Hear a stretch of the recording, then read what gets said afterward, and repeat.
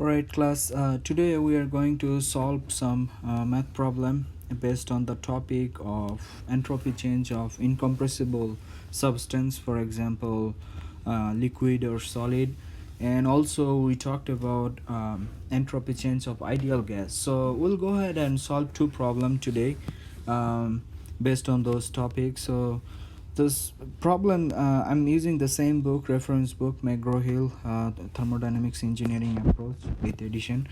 And this 760, this problem is it's based on the entropy change of the incompressible substance, or entropy change of liquid and solid.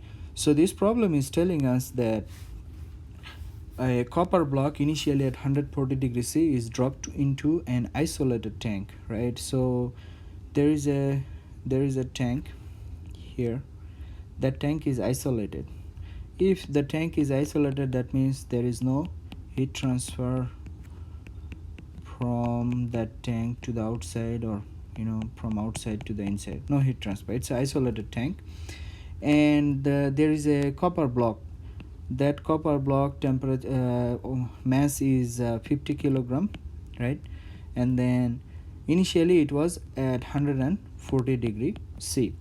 And then the tank volume is 90 liter, and then it contains 90 liter of water. That means that this tank, let's consider the water volume is 90 liter, and then initially the water temperature was 10 degree Celsius, right? Determine the final equilibrium temperature and the total entropy change for this process. So from the thermal equilibrium or the thermodynamic equilibrium, we know that a system can reach equilibrium only if there is no temperature difference. So right now you can see the temperature difference between the copper block and the water. So water is at 10 degrees Celsius and the copper block is 140 degrees Celsius. So that means this copper block will release some heat, and then the water will gain that heat, right, and increase the temperature. So once there is no temperature difference between the copper block and the water, then it will reach the equilibrium, and that equilibrium temperature we have to determine for this problem. And also in this thermodynamic process, we can see that the copper block is losing heat or releasing heat, and the water is absorbing that heat. That means that some sort of thermodynamic event is happening here. We need to determine what is the entropy change during this thermodynamic event, so thermodynamic process. So let's start by using the first law of thermodynamics. So from the first law of thermodynamics, we know that first law of thermodynamics, we also know that this first law is a basically conservation of energy, right?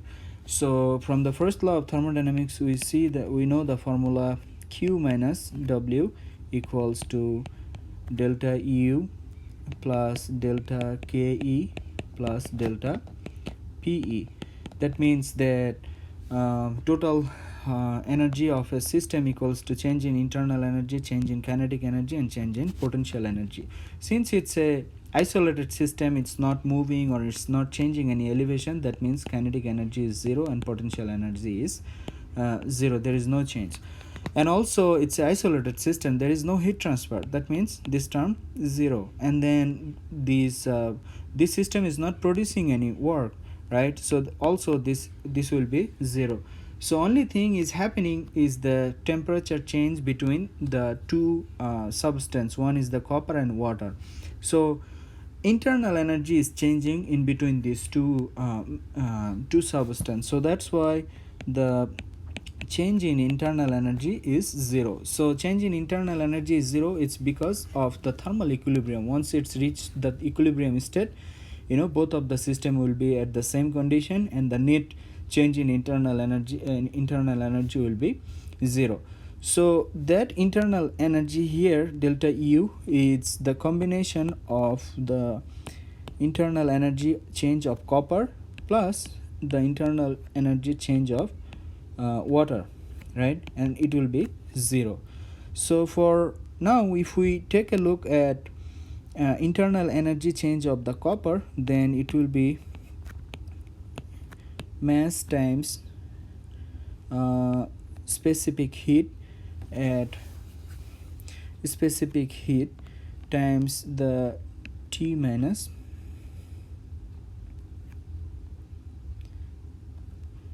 so this will be T2 minus T1. So this T2 is nothing but the T2, this T2 is the equilibrium temperature, and T1 was the initial temperature, right? And this specific heat constant is Cp.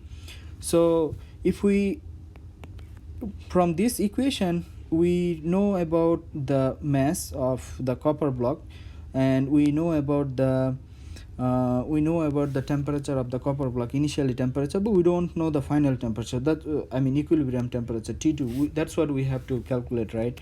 So, and then delta U of, and Cp value will get it. So let me write this formula: delta U equals to M. So since this is, let's write as a copper, so M Cp of T2 minus T1, and this is for water, right? So now we don't know about the Cp or specific heat of the water and specific heat of the copper at those specified temperature or that equilibrium temperature. So to get the Cp value, we'll use the appendix, for example. So for in the appendix here, from the table A2 we'll get the Cp value. So here table A2, so this is the so from table A2, where is water? So the water,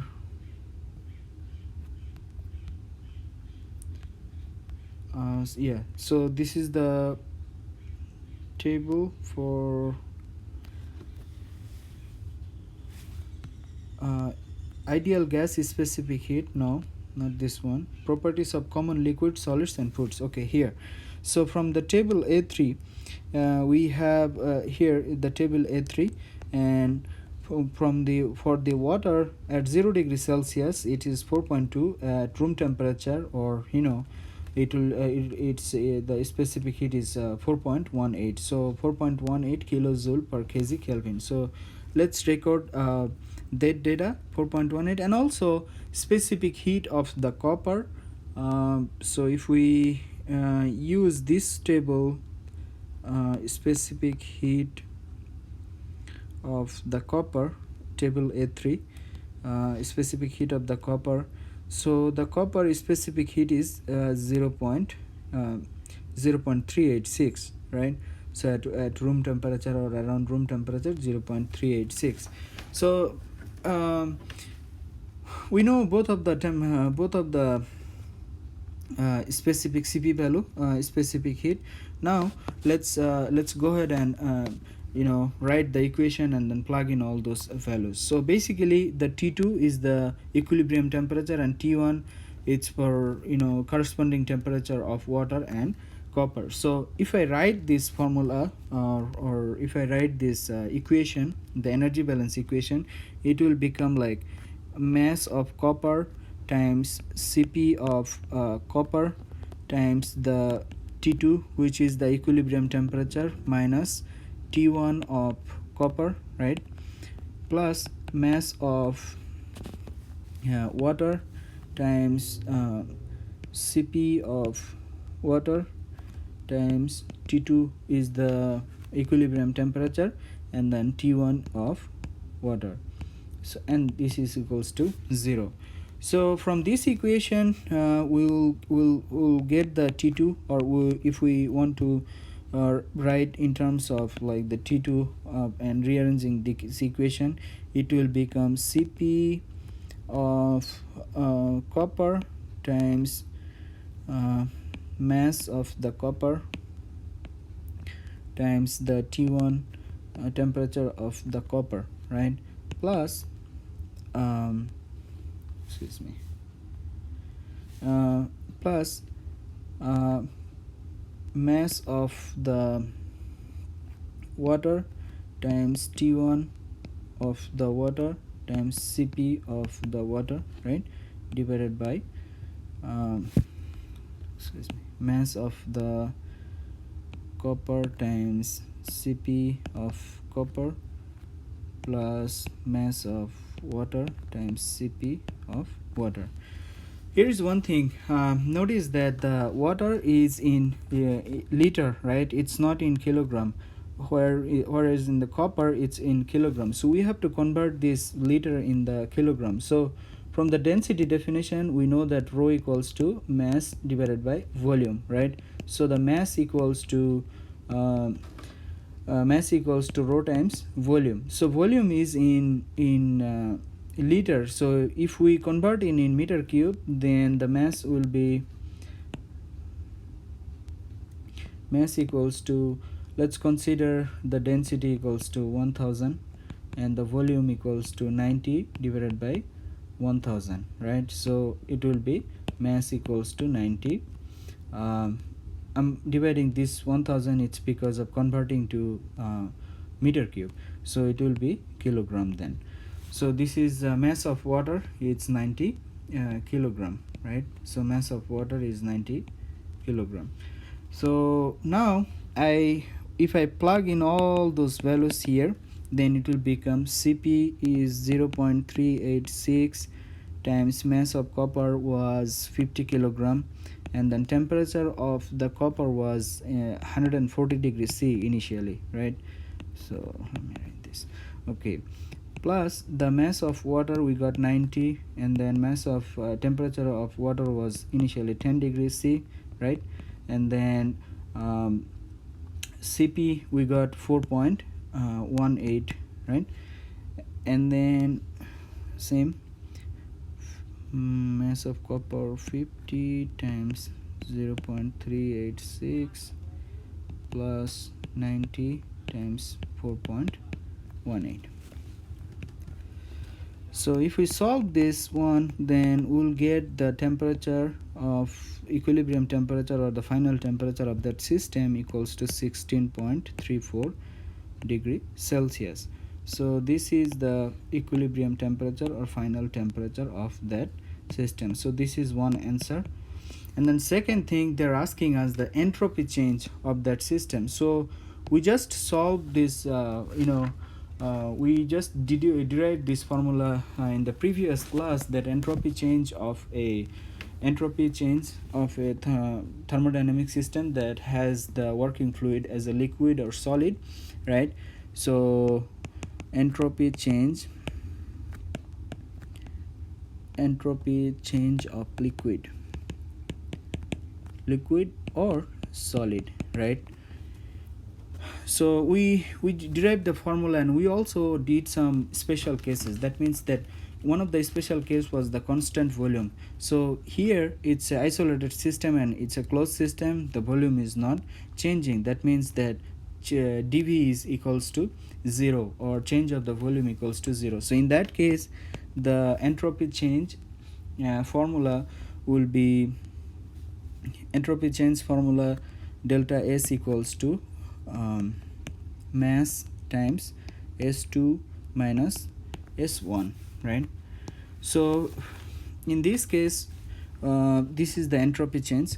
In this case, S2 is I would say instead of S1 and S2, I would write the let me rewrite this formula actually.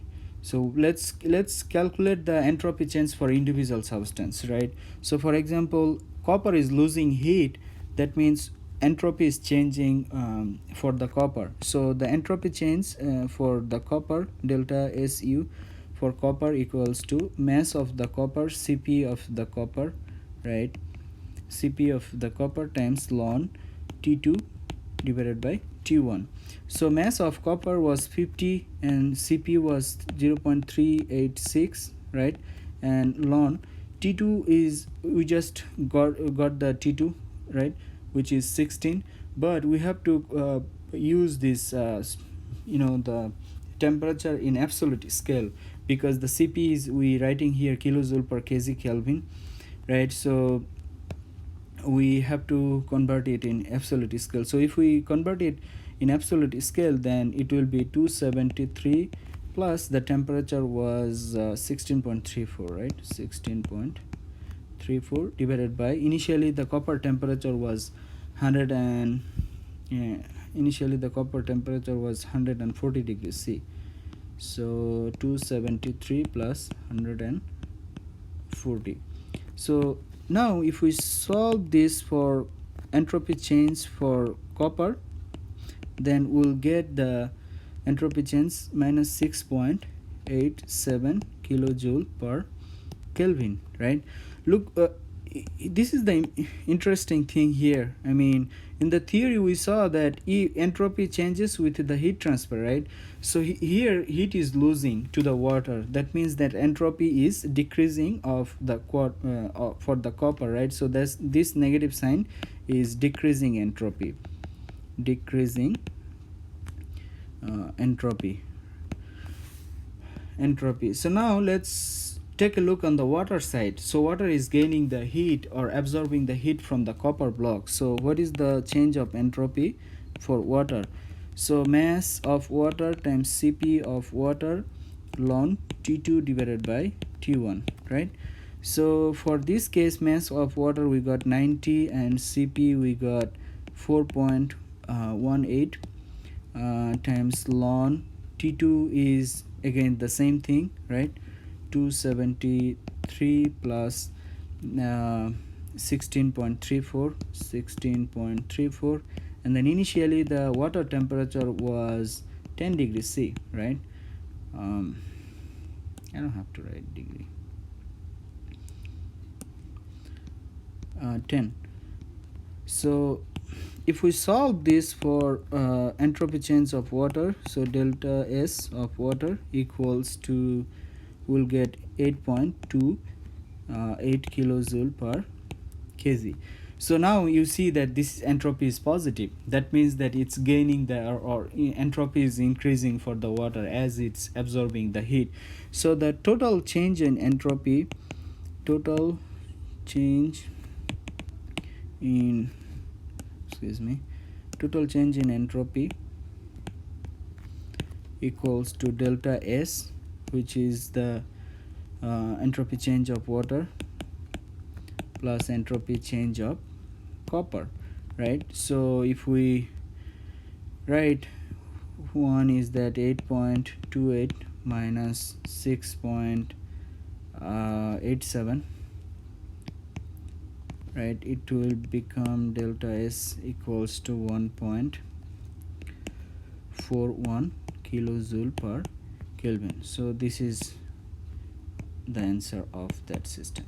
So we got the temperature of the equilibrium temperature, we got the equilibrium temperature of the system, and we got the entropy change of the system. So this is the problem based on the entropy change of the incompressible substance. Now let's go ahead and do another problem which is based on the ideal gas, entropy change of the ideal gas, right? So I do have that problem here. So the problem 76, this is basically, it says that 1.5 meter cube insulated rigid tank contains of 2.7 kg of carbon dioxide at 100 kilopascal, right? So and then it says that, let me write this all this information. So volume V1, initially volume was 1.5 meter cube, and this is insulated rigid tank and contains 2.7 kilogram of carbon dioxide. So mass equals to 2.7 kilogram. And then now pedal wheel work is done on the system until the pressure in the tank rises to 150 kilopascal. That means that initially the carbon dioxide pressure was P1 100 kilopascal, and then P2 is 150 kilopascal. And then determine the entropy change. One thing, notice that it's a rigid tank, right? Insulated rigid tank. There is no change in the volume. That means V2 equals to V1. Excuse me. Determine the entropy change for the carbon dioxide during this process and assume the constant specific heat. Okay. So there is no changing in the volume for this system. And for ideal gas, let's consider this. Let's assume this is a ideal condition, ideal gas condition, right? So if we consider this ideal gas condition, then we'll get the relation equals to P1 V1 divided by T1 equals to P2 B2 divided by T2. So from this equation, we know that we will, if we simplify, we know that V1 equals to V2. That means it will only leave P2 divided by P1 equals to T2 divided by T1. So here we know the pressure of the both state, right? So T2 divided by T1 equals to, we got the P2 150 kilopascal and 100. So 150 divided by 100, which equals to 1.5, right? So this is the temperature ratio is 1.5. So now let's get the constant specific heat, right? Constant specific heat for carbon dioxide. So and then we'll use that formula for our to determine the entropy change. So for the Cp value, for the Cp value we'll use the table A2. So this is A3, this is A3, properties of common ideal gas for various common gases. For example, here it's the carbon dioxide, and for the carbon dioxide the Cp equals to, is this one? Okay, here the carbon dioxide is this table, ideal gas is specific heat or of various common gas. So here is the carbon dioxide, right? This line representing the carbon dioxide. Since it's a rigid tank and everything is happening at constant volume, so we'll use this Cb value, right?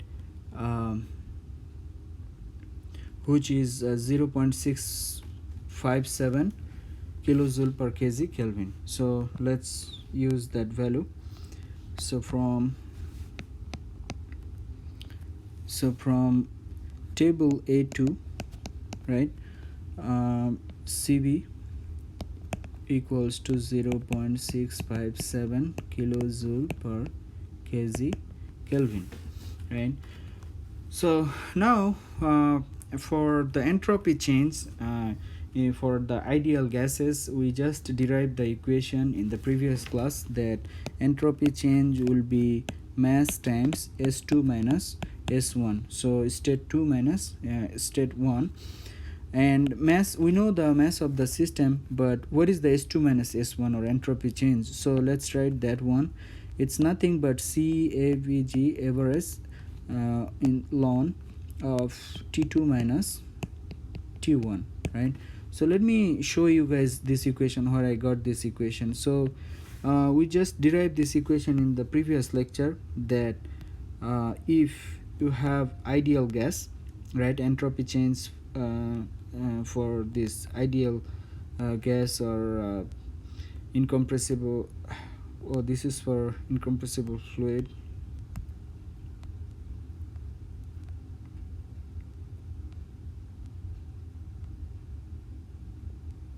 Here the entropy change is the entropy change formula is this one, 7.33. You can see that if the constant specific heat, right, which we assumed, or the problem said that assume that it's a constant specific heat, then the entropy change equals to Cv times ln T2 divided by T1 R times ln V2 divided by V1. Since the volume is not changing, that means this term, you know, we can neglect this term or it will be 0. So the only we'll have this formula that entropy change equals to Cv of average value between the state 1 and state 2, and then ln T2 divided by T1. So that's the formula we are using for today's class, so for this math problem. So now we have all of those values. Let's just plug in those values. So mass equals to 2.7 kilogram, 2.7 kilogram, and the Cv we got 0.657 times ln, we got the temperature ratio T2 over T1 1.5. So if we solve those entropy change, then it will be 0.719 kilojoule per Kelvin, right? So that's the answer for entropy change of this thermodynamic system. So let's take a look answer, 0.719 kilojoule per Kelvin. So yeah, it's the same answer. So I think that's all for today. We just solved the one problem based on the entropy change of the compressible or incompressible liquid or solid, and we did another problem based on the entropy change of the ideal gases. So that's all for today, and thank you everyone.